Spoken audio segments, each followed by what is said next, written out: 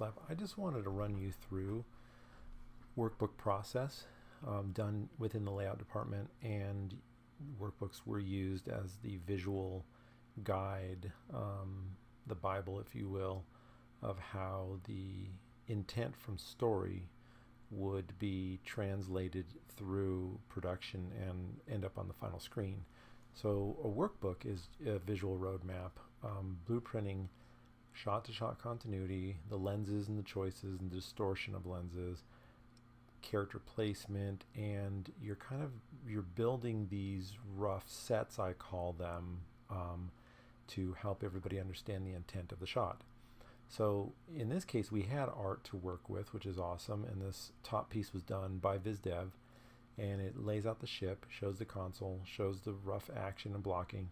And so your job in layout and as a workbook artist is to now put a camera on it, think about lens distortion. In this case, I was using a very wide angle lens, a 20 millimeter or even a 14 millimeter, which is going to pick up perspective or pick up the field of view greater than 60 degrees, which is typically what our eyes see, and anything outside that really starts distorting the field of vision. So you can see how I'm wrapping this desk around and distorting things. They're widening out, and I got these really long sweepy lines. So let's go through this and I'll show you the intent. The intent is Bugs is at the console, he's flying the ship, and all these holographic kind of index cards, your contact list for your phone essentially. They show up like Minority Report, right? And we get to see all of his buddies scattered everywhere, and he's going to go and look for them. In the meantime, he's trying to do this covertly and quietly so LeBron doesn't know. And so when LeBron enters the scene, Bugs becomes really frantic and tries to shut the whole thing down. But the console's not shutting down, it's not cooperating, and it starts going haywire. And through the sequence, the first part of this sequence, it's Bugs kind of trying to battle with this out of control visual Rolodex, if you will. So we'll go through the shots. This is an established piece of art, which is beautiful. I took it and pushed it. You can see me pushing everything, and the perspective is really pushing how wide, we're able to see, and just how much distortion I'm adding into things to have fun, because it's dynamic. And the bigger intent, the 30,000 foot view, is this is a talking scene, right? It's all dialogue. There's not a lot of action.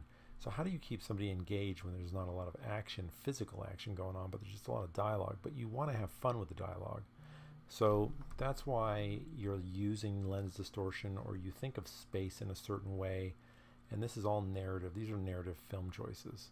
So Bugs is here flying away. He's looking at things. He's really concentrating. He's looking at his buddy's cards. He hears something off stage and he starts reacting. He starts shutting things down quickly. It's not working. He's really trying to press buttons here.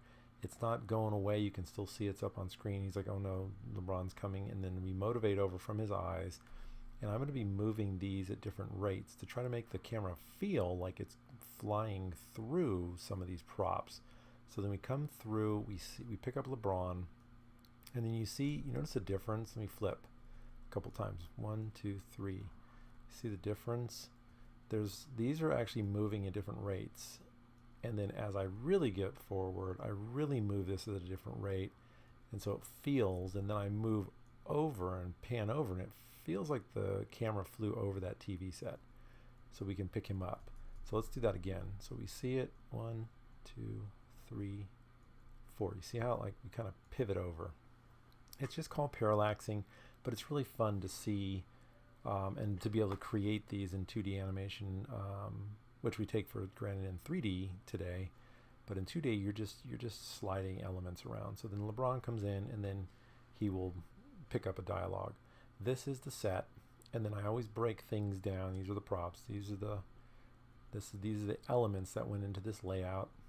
And then I break down for the crew how we actually arrive at the decisions of where the lines of action are, where the contrast is, where the flow is.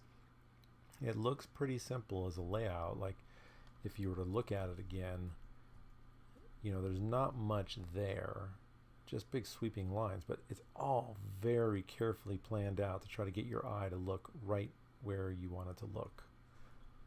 And so that's the breakdown. Hope you enjoy that.